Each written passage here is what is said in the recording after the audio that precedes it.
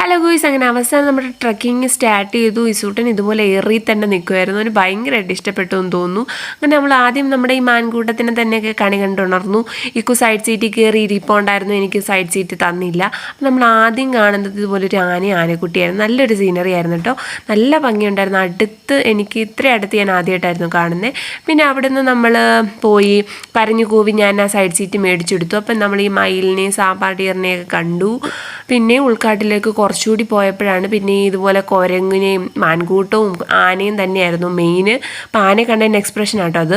അങ്ങനെ ഭയങ്കര ലക്കായിട്ട് ഇതാവതെ ഓടി പോകുന്നൊരു പുലിയാട്ടോ. അത് ഉണങ്ങിയ മരവാ.